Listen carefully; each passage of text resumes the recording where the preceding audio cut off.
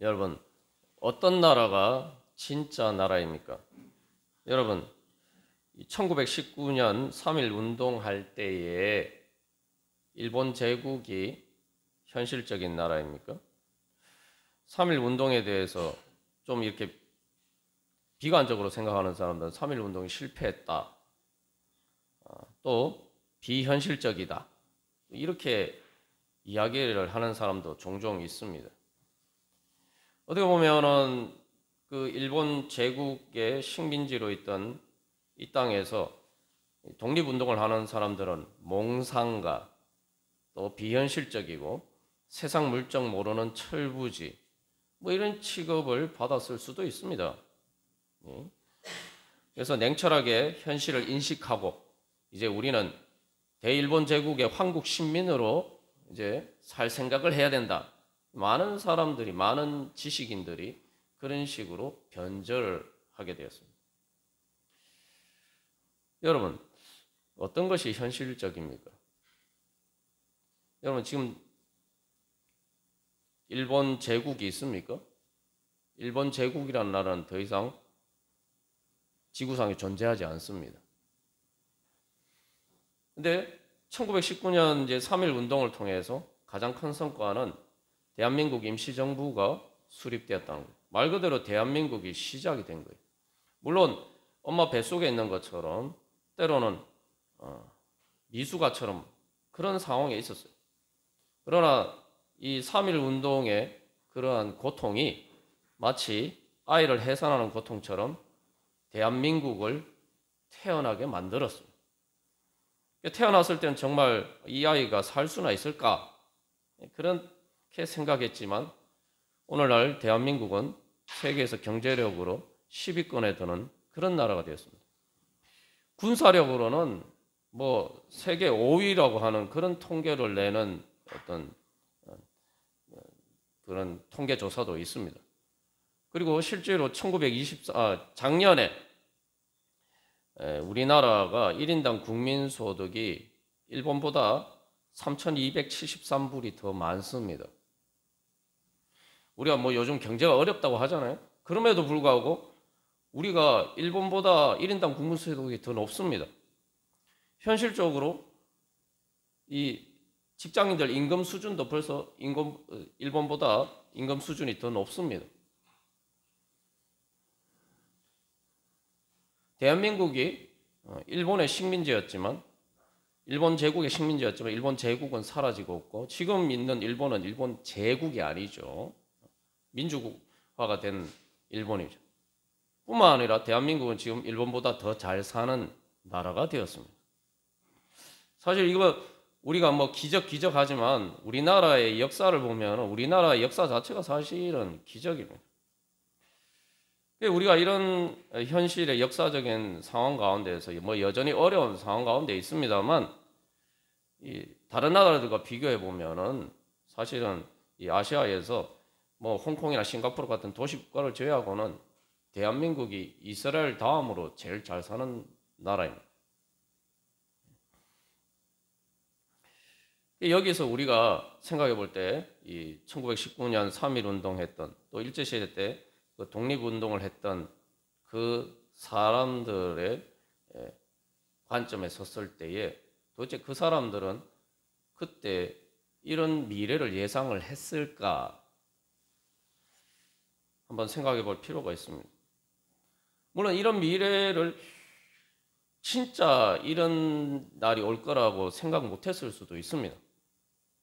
근데 중요한 것은 왜 똑같은 시대를 사는데 어떤 사람들은 독립운동을 하고 때로는 자기 목숨을 자기 전 재산을 바쳐서 독립운동을 하고 어떤 사람들은 일제에 영합해서 친일파로 북이 영화를 누리면서 살려고 그렇게 민족을 배반하고 왜 똑같은 세상을 살면서 전혀 다르게 살았을까요? 그것은 바로 내가 어떤 나라에 살고 있느냐라는 이 현실 인식이 달랐기 때문입니다. 뭐 일제시대뿐만 아니라 오늘날도 마찬가지입니다. 또 개인도 마찬가지예요. 우리가 다 같은 세상에서 살고 있어요. 같은 땅에 살고 있고 뭐 한 가정에서도 마찬가지입니다. 한 가정에서 같이, 한 집에서 같이 살아도 사는 세계가 다르단 말이죠. 사람마다 세계가 달라요. 그러니까 이게 우리가 뭐 크게 뭐 정치적인 다툼은 둘째치고 한 가정 안에서도 뭐 심지어 우리가 지난주에도 나눈 것처럼 뭐 부부 사이에서도 그렇게 때로는 뭐 불화가 생기는 이유도 같은 집에 살지만 다른 세상에 살고 있단 말이죠. 나의 세상과 또 다른 가족의 세상이 그 세계를 인식하는, 내가 어떤 세상에 살고 있다는 그 인식 자체가 틀리다는 거죠. 그게 뭐 나라가 다르니까 당연히 뭐 전쟁과 같은 일이 일어나지 않겠습니까? 사실 이제 독립운동을 한 사람들은 뭐 그 사람들이 예수님을 믿든 믿지 않았든 어떻게 보면은 그 사람들은 몰랐어도 뭐 예수님을 안 믿었어도 하나님 나라를 인식하고 있는 사람이, 하나님 나라라는 걸 우리가 이제 보편적으로 생각하면은 말 그대로 정의에 따라서 정의와 자유가 세상을 지배한다. 정의가 세상을 지배한다. 이렇게 믿었기 때문이죠. 그리고 그런 나라가 돼야 된다고 생각했기 때문이죠. 우리가 일제 식민지로 살면서 뭐 오늘날도 뭐 일제 식민지로 했기 때문에 우리가 잘 살게 됐지 않았냐 이런 이 망언을 하는 사람들이 있긴 합니다만, 그러나 일제 식민지 백성으로서 우리가 어떤 취급을 받았는지, 뭐 오늘날도 뭐 제일교포들이 일본에서 이렇게 여러 가지 차별을 당하는 그런 일들을 봤을 때 우리가 그렇게 사는 것은 정의에 합당하지 않다라는 건 이제 상식적인 기준이죠. 그러면은 그 정의를 실현하기 위해서 결국 우리가 해방이 되어야 된다. 이게, 그리고 그 해방을 위해서 그 해방이 이루어질 것이라고 믿고 그렇게 살아가는 것. 그게 사실은 뭐 하나님을 믿지 않아도 하나님의 정의가 실현되는 하나님 나라를 믿는 믿음의 한 부분인 거예요. 그러나 예수님을 믿는다고 하면서도 그렇게 살지 않은 사람은 사실은 하나님 나라를 믿는다, 천국 가기를 원하면서도 사실은 하나님 나라를 믿지 않는 사람이. 물론 예수님 믿지 않으면 하나님 나라라는 걸 인지는 못하죠. 그러나 내가 정의를 위해서 싸우다가 그래 내가 죽을 수 있어도 나는 거기에 내 목숨을 걸겠다. 우리가 예수님을 믿으면 최소한 그런 사람들보다는, 최소한 그 사람들만큼은 우리가 하나님 나라를 믿어야 될 겁니다. 그 사람들은 하나님 나라를 몰라도, 예수님이 다스리시는 하나님 나라를 몰라도 그렇게 살았는데, 우리가 예수님을 믿는 사람들이라면은, 하나님 나라를 믿는 사람들이라면 예수님을 우리의 주님, 예수님을 우리의 왕으로 예수님 믿는다면은 당연히 그렇게 사는 것이 정상이겠죠. 그래서 우리가 오늘도 신앙생활하면서 살아갈 때에 내가 정말 어떤 마음의 자세로 살아가느냐. 똑같은 이 일제시대 식민지를 살아가면서 어떤 사람들은 대한민국 국민으로 살았고, 또 많은 사람들은 대한민국 국민이라고 그렇게 생각하고 살았는데, 또 어떤 사람들은 나는 일본 사람이다 이렇게 생각하고 살았다 이 말이죠. 오늘날 우리들도 마찬가지입니다. 이 땅에 살면서도 나는 하나님 나라의 시민이다 라고 생각하고 살 수도 있고, 그냥 나는 세상 나라에서 산다 이렇게 생각하고 살 수도 있어요. 우리가 예수님을 주님으로 믿는다는 게 뭡니까? 주님이라는 건 예수님의 주권을 인정하는 거죠. 나는 이 땅에 살지만 근본적으로 나는 하나님 나라의 시민이다 생각하고 사는 거죠. 그러면 내가 하나님의 주권을 따를 때에 그 하나님의 주권이 나에게 실질적으로 영향력을 미친다. 그렇게 믿고 사는 것입니다. 말 그대로 예수님이 복음을 전하신 것처럼 하나님 나라가 여기 있다. 가까이 와서 지금 여기 임해 있다. 하나님 나라가 지금 여기 임해 있다. 임재 있다. 그래서 하나님 나라를 믿는 사람은 예수님을 주님으로 따르는 거죠. 그리고 예수님의 법에 따라 사는 거예요. 제자들이 그렇게 살았단 말이에요. 그러니까 교회 예수님 믿는 사람은 이제 그렇게 사는 겁니다. 근데 우리의 현실을 보면은 이게 현실이 녹록치 않죠. 현실을 보면은 이게 진짜 하나님 나라인가? 정말 예수님이 다스리기는 하시는 건가? 성경을 보면 분명히 예수님이 재림하시기 전이지만 예수님께서 하늘과 땅의 모든 권세를 가지시고 하나님 보좌 우편에서 온 세상을 다스리신다고 하는데 정말 그렇게 예수님이 다스리고 계신가? 여러분 어떻게 생각합니까? 우리의 현실을 보면은 정말 이게 하나님 나라인가? 우리가 그런 생각을 하게 되죠. 우리의 육신의 눈으로 보면 분명히 그것도 사실입니다. 오늘 주일은 이제 산상변모 주일이라고 합니다. 산상변모, 이게 말이 한자어라서 조금 어렵습니다만 예수님의 제자들이 예수님께서 예수님의 제자들 중에 세 사람 베드로와 요한과 야고보를 데리고 이제 산에 올라가셨어요. 산에 올라가셨는데 예수님이 변하셨단 말이에요. 오늘 이 화면에 있는 것처럼 막 영광에 빛나는 모습으로, 그래서 모세와 엘리야보다 더 크신 분으로 나타났어요. 근데 이 이제 산상변모주일이 오늘 이 산상변모주일입니다만 이제 이번 주 수요일이 제수요일, 사순절이 시작되는 날입니다. 고난의 예수님의 그 고난의 여정이 시작되는 이 직전에 바로 산상변모주일이 있어요. 그래서 성경도 여러분 읽어보시면은 변화산 사건이 예수님의 순환 예고, 예수님께서 예루살렘에 올라가셔서 고난을 받으시고 죽으실 것이다 라고 그 순환 예고를 한 다음에 이 변화산 사건이 일어납니다. 자, 그래서 뭐 변화산 사건에 여러 가지 의미가 있지만 특별히 모세와 엘리야가 양쪽에 있다. 이거는 그러니까 예수님이 모세와 같은 선지자, 엘리야와 같은 그런 선지자, 그런 의미도 있지만 사실은 이 모세와 엘리야보다 더 크신 분이다라는 거 보여주죠. 두 사람의 특징은 모세는 무덤이 없어요. 무덤이 있긴 있겠죠. 근데 무덤이 어디 있는지 모릅니다. 엘리야는 어떤 사람입니까? 엘리야는 승천한 사람이죠. 엘리야도 무덤. 두 사람의 공통된 특징은 무덤이 없어요. 이게 이제 근데 예수님은 그들보다 크신 분이다. 그러니까 예수님의 예수님의 부활을 통해서 예수님이 어떤 분으로 나타나실 것인가, 그 모습을 제자들이 미리 봤다 이 말이죠.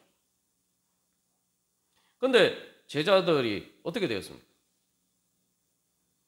얼마 지나지 않아서 예수님이 겟세마네 동산에서 붙잡히실 때 제자들이 다 예수님 버리고 도망가 버렸죠. 자, 그러면은 변화산에서 이 예수님이 변화하신 그 모습하고 십자가를 지시는, 십자가에 못 박혀 죽으신 예수님하고, 여러분 이게 어느 것이 이게 진짜겠습니까? 어느 것이 현실이겠습니까? 제자들에게 있어서는 변화산 사건을 분명히 경험했어요. 제자들이 변화산 사건을 경험했는데 십자가 앞에서, 십자가의 현실 앞에서 제자들은 예수님을 버리고 도망갈 수밖에 없었어요.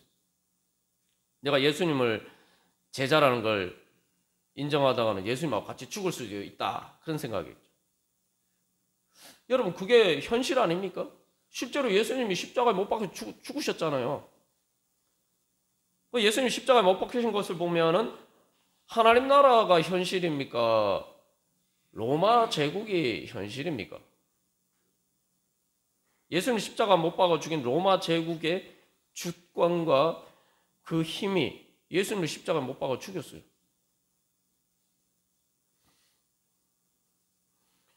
뭐 3.1 운동했던 많은 사람들도 옥고를 치르다가 실제로 죽은 사람들도 있죠. 그게 현실이에요.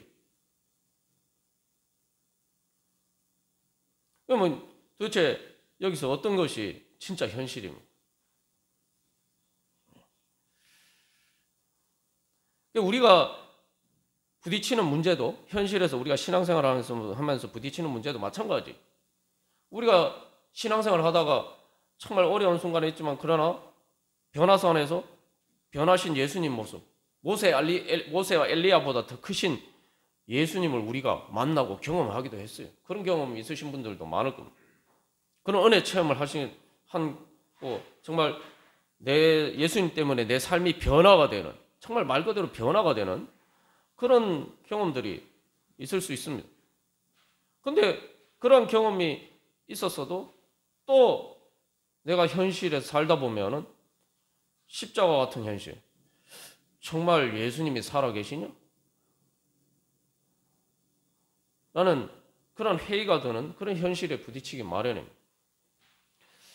저도 자신도 여러 번 간증을 했습니다만, 저도 마찬가지예요. 제가 예수님 천국을 경험했다, 이게 제가 이렇게 간증을 했습니다만, 진짜 천국의 은혜를 경험했는데, 그런데도 그 다음에 세상에 어려운 현실이 아니라 좋은 현실에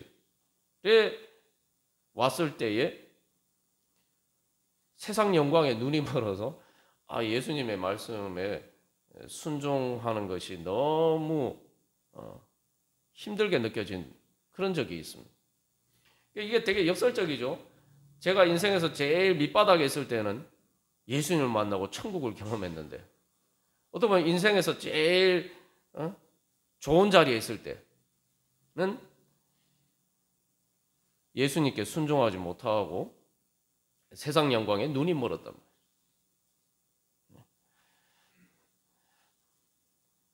말이에요. 제자들은 십자가는 어려운 현실에 부딪혔을 때 그런 일을 겪었는데, 참 부끄럽게도 제 자신을 보면은 어려운 현실이 아니라 이게 지금 하나님께서 축복을 주셔서 은혜를 주셨는데 그 은혜 가운데서 그렇게 변질이 되어서 수도 있다는 거죠.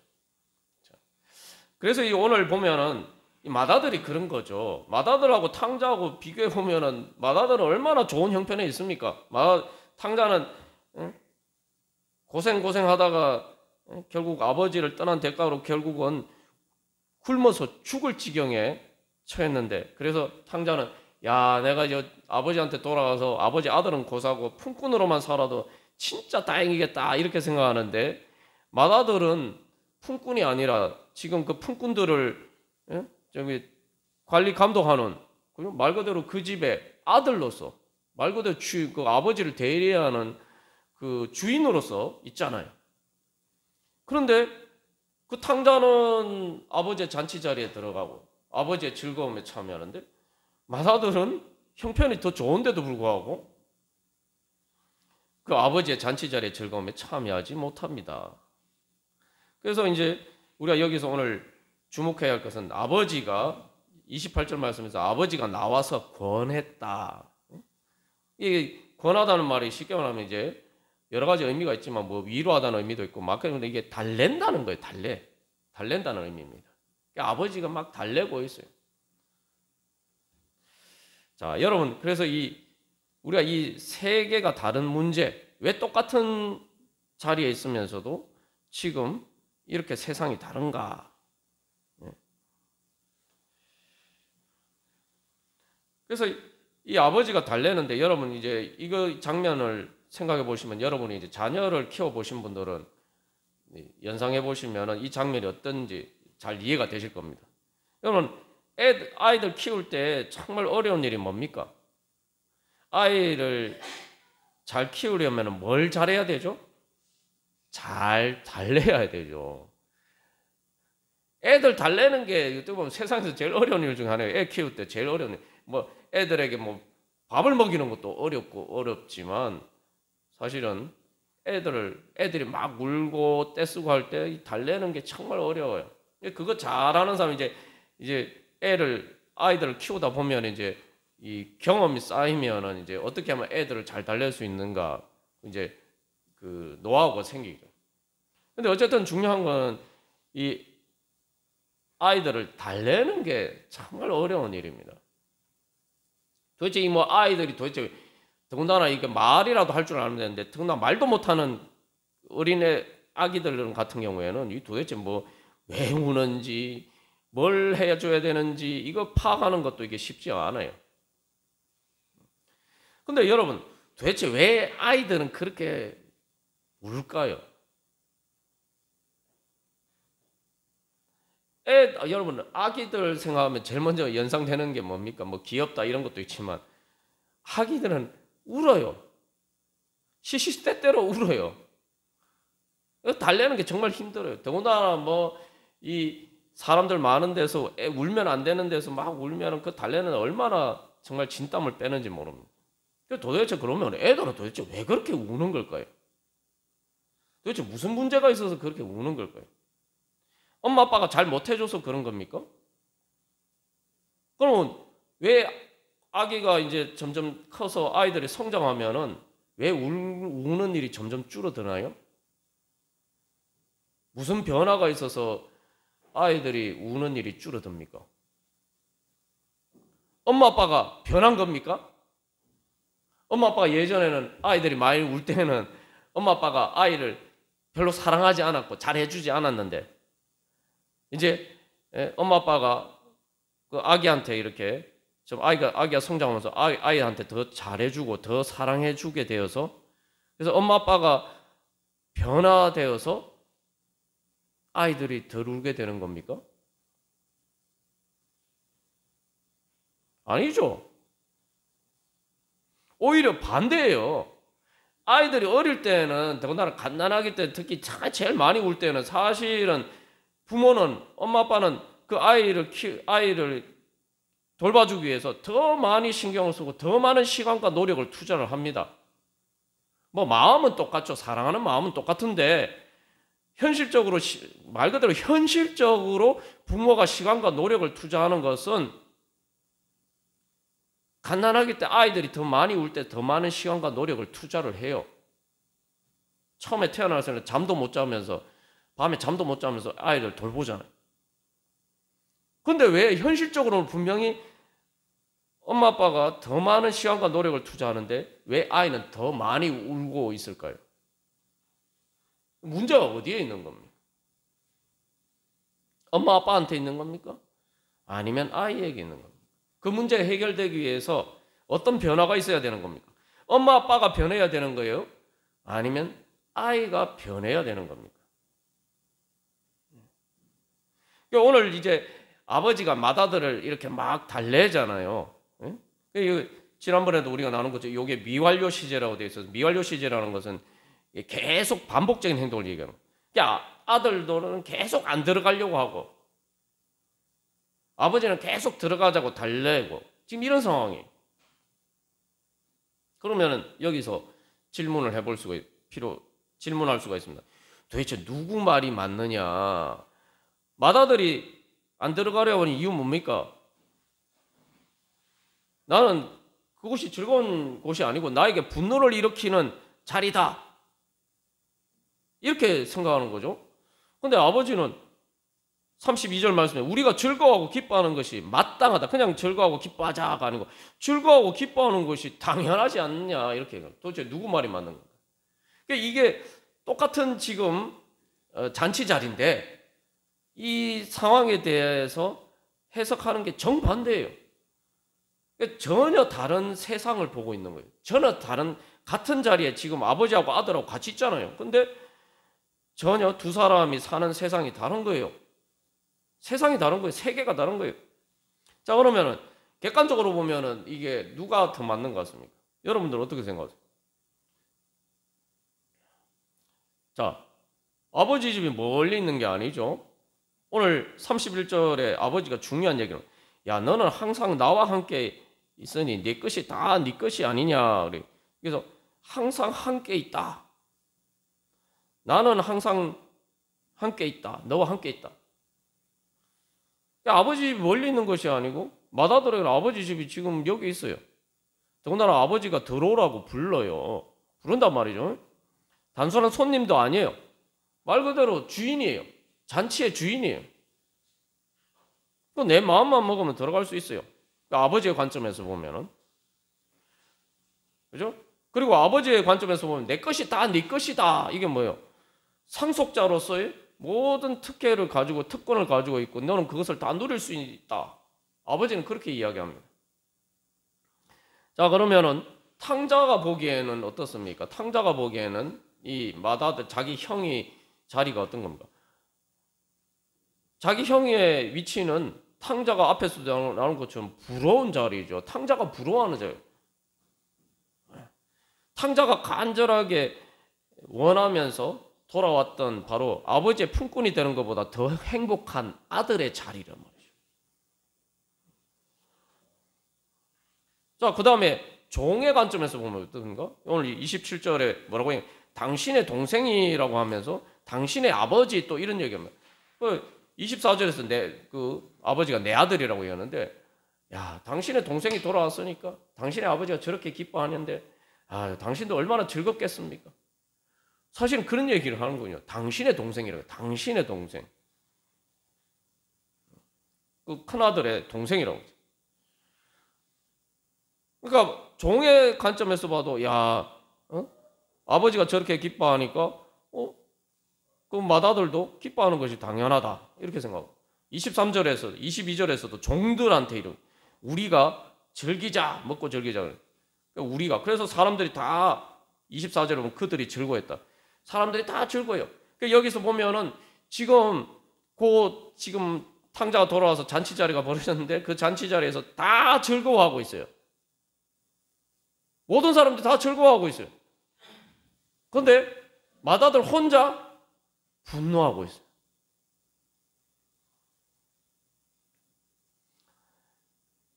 모든 다른 사람들에게는 다 즐거운 천국 잔치 자리인데 맏아들에게 있어서는 분노의 지옥이란 말이에요. 자, 그러면 이게 도대체 뭐가 진짜입니까? 무엇이 현실입니까? 무엇이 현실이? 지금 맏아들과 아버지가 맏아들은 안 들어가려고 아버지는 막 맏아들에게 들어가자 막 달래는데 지금 그 자리가 지금 분노의 지옥입니까? 천국과 같은 잔치 자리입니까? 어느 게 객관적인 현실입니까? 이제 객관적으로 보면은 맏아들은 즐거운 자리인데 자기가 안 들어가는 거죠. 여기 중요한 것은 못 들어가는 게 아니라 자기가 원하지 않고 안 들어가는 것입니다. 우리가 지난주에도 분명히 나눴죠. 여기 한글 성경에는 그 의미가 분명히 나타나는데 우리가 다시 한번 상기를 하면은 28절에서 그가 노하여 들어가고자 하지 아니하거들. 그 원문에서는 분명히 되어 있어요. 분노하면서 들어가기를 원하지 않았다. 자기가 원하지 않았다. 원하지 않았다. 자기가 원하지 않은 거예요. 객관적인 상황은 즐거운 자리인데 자기가 원하지 않은 거죠. 여기서 결국 우리가 지난주에 나눈 것처럼 이 맏아들이 등 돌리고 있는 게 원인이죠. 결국 여기서 원인은 맏아들의 마음에 문제가 있는 거예요. 맏아들의 마음에 보이는 세계가 전혀 다른 세계란 말이죠. 이게 오늘 이 사실은 비유를 통해서 우리가 깨달아야 되는 하나님께서 우리를 깨우쳐 주시는 중요한 진리입니다. 우리가 이 아이의 얘기를 했습니다만, 자, 이 아이가 울 때는 뭐라고 생각하겠습니까? 여러분 우리가 다 컸기 때문에 여러분 갓난아기 때 어땠는지 기억 안 나시죠? 그죠? 예. 기억나면은 그것도 얼마나 창피하겠습니까? 그죠? 그것도 하나님의 은혜인 것 같아요. 우리가 갓난아기 때 어렸을 때 기억이 생생하게 어른들 때처럼 다 기억이 나면은 부끄러워서 어떻게 여러분 사회생활 할 수 있겠습니까? 그죠? 예. 근데 이제 우리가 이제 가정에서 상상을 해보면은 어린아이 때 생각해보면 어린아이가 울 때는 자기가 울 때는 그만한 이유가 있지 않겠어요? 자기 기준에서 보면은 지금 울어야 되는 때예요. 근데 여러분 아이가 운다는 걸 가만 생각해 보면은 이게 정말 힘든 겁니다. 한번 생각해봐요. 여러분이 이제 어른이 돼서 갓난 애기들이 울듯이 막 울면은 막 진짜 시끄럽잖아요. 근데 여러분 어른이 돼서 그 정도로 한번 울려고 하면 얼마나 소리를 질러야 됩니까? 근데 여러분 생각, 아이는 몸집도 작아요. 몸집도 작은데 그 정도 소리를 내려면 진짜 이거는 자기 죽을 힘을 다해서 울부짖는 거예요. 말 그대로 울부짖는 거예요. 그러면 도대체 아니 어른들 보기에는 그 객관적으로 보면 도대체 왜 저렇게 울부짖지? 울부짖을 이유가 없는데 아이는 진짜 막 죽을 것 같단 말이죠. 그래서 막 자기 막 죽을 힘을 다해서 막 울어요. 그러니까 울다 보면 그 나중에 막 지쳐서 막 자기가 제풀에 아이들이 쓰러지죠.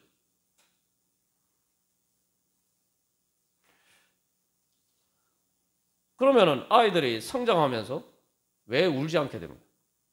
그러니까 아이들이 어떤 변화가 있습니까? 말 그대로 성장했기 때문에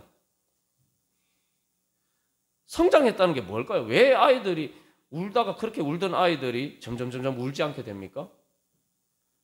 세상을 보는 눈이 달라졌기 때문에 다른 세상이 됐기 때문에 막 울부짖을 때는 그때는 진짜 자기가 죽을 것처럼 생각됐기 때문에 막 울부짖었단 말이에요. 그러나 가만히 이제 근데 뭐 울부짖었는데 죽을 것처럼 생각됐는데 안 죽었어요. 그리고 엄마 아빠가 이렇게 달래주고 자기 필요한 욕구들을 다 채워주고 하니까 내가 울 필요가 없었잖아.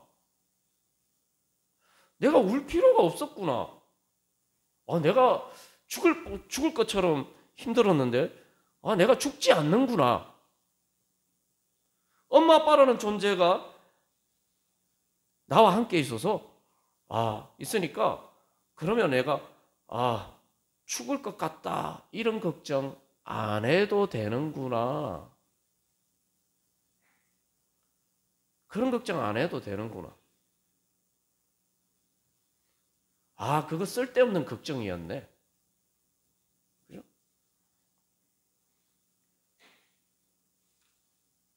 그런 인식을 이제 점점 하게 되는 거죠.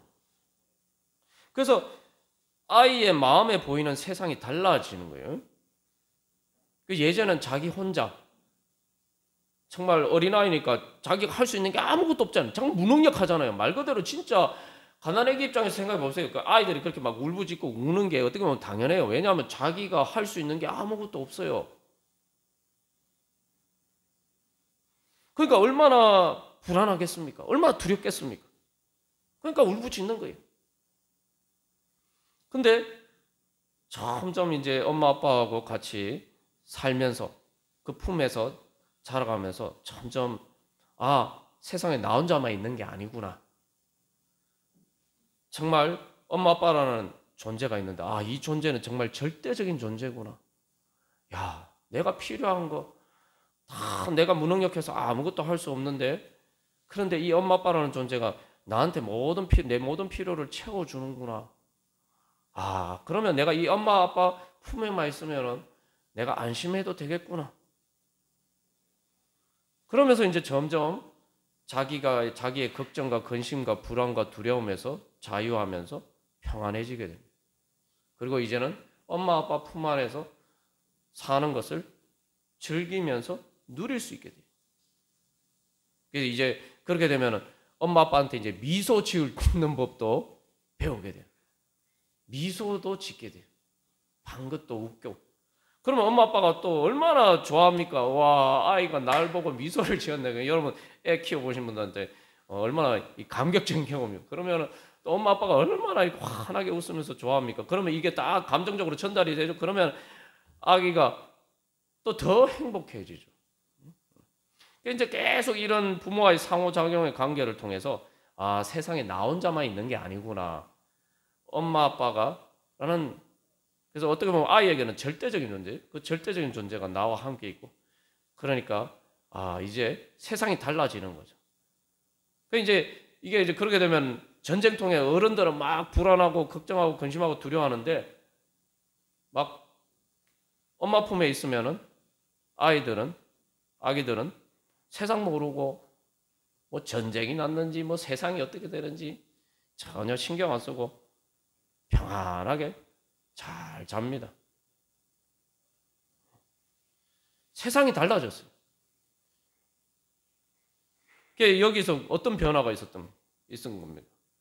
진짜 뭐 객관적인 세상이 바뀌었나요? 안 바뀌었어요. 똑같은 세상이에요. 근데 아이 눈에 엄마 아빠가 들어오느냐 안 들어오느냐, 아이의 그 마음의 세상에 엄마 아빠라는 존재가 있느냐 없느냐, 그 차이뿐이죠. 근데 여러분 뭐 엄마 아빠가 없었습니까? 원래는 아니에요. 원래 있었는데 몰랐던 엄마 아빠를 인지하면서 아이의 세상이 달라진 거죠. 그래서 하나님께서 우리를 부르십니다. 하나님을 아빠, 아버지라고 부르라고. 그렇게 말씀하십니다. 우리가 성령을 받으면 예수님의 영을 받아서 예수님처럼 하나님 아빠, 아버지라고 부르짖어라. 회개가 뭘까요? 하나님께 마음을 돌이키는 겁니다. 내 혼자라고 생각하지 말고 내가 십자가와 같은 그런 자리에 있다, 예수님 십자가 지신 것 같은 그런 자리에 있다 할지라도 그게 내 혼자가 아니잖아요. 그러니까 우리가 예수님이 나를 위해서 십자가를 지셨다 우리 믿잖아요. 여러분 다 믿으십니까? 예수님이 나를 위해서 십자가를 지셨으면 믿으십니까? 그게 뭘 의미합니까? 내가 십자가를 지는 것 같은 그 자리에 있다 할지라도 내 혼자 거기에 있는 게 아니라 예수님께서 그 자리에 나와 함께 계시고, 이미 예수님께서 나를 위해서 십자가를 지셨으니까 예수님이 내 먼저 그 자리에 나를 기다리고 계시고 나를 그 자리에서 안아주시고 지켜주시고 보호해 주셨기 위해서 그 자리에 함께 계신다는 거죠. 제자들이 예수님 십자가 지셨을 때 자기들과 함께 하시는 예수님을 놓쳤지만 그러나 부활하신 예수님을 만나고 바로 그 예수님을 만난 거죠. 그러니까 그들은 죽기까지 예수님을 따를 수가 있었던 거예요. 이제 베드로는 십자가에 거꾸로 못 박혀 죽어도 주님을 따를 수가 있었던 이유는 바로 그 자리에 예수님이 함께 계시기 때문에. 그리고 예수님이 함께 계시면은 비록 십자가에 거꾸로 못 박혀 죽는 자리라 할지라도 천국이고 천국을 향한 문이라는 사실, 부활의 문이 열리는 순간이라는 사실을 이제 알고 예수님을 따를 수가 있었던 것입니다. 주님께서 오늘도 우리를 불러주십니다. 그래서 우리가 내가 지금 예수님이 나와 함께 하시지 않는 것처럼 예수님을 통해서 보여준 하나님의 그 사랑이 없는 것처럼 보이는 그러한 자리에서 우리가 다시 주님께 돌이켜서 날 위해서 십자가에 지신 주님을 바라보면서 하나님 아빠 아버지라고 부르짖으면서 믿고 나아가는 때 하나님께서 바로 그 자리에서 천국의 은혜를 경험하게 하시고 천국의 문을 열어주시는, 부활의 문을 열어주시는 은혜를 가운데로 주님께서 우리를 불러주십니다. 우리가 그런 은혜 소망하면서 이제 이 사순절 그러한 믿음으로 부활을 향해서 달려가기를 간절히 소망합니다. 우리 한 주간 기도문 교독하고 같이 기도하겠습니다. 1번 제가 먼저 읽겠습니다. 성령님을 통해서 저를 달래주시며 천국 잔치로 불러주시는 하나님 아버지의 음성 듣게 하소서.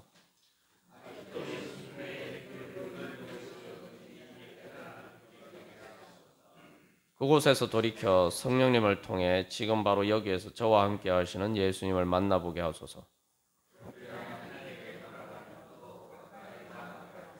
같이 읽겠습니다. 어린아이처럼 저를 낮추고 제 한계를 초월하는 하나님 나라를 받아들이고 이루어가게 하소서. 아멘.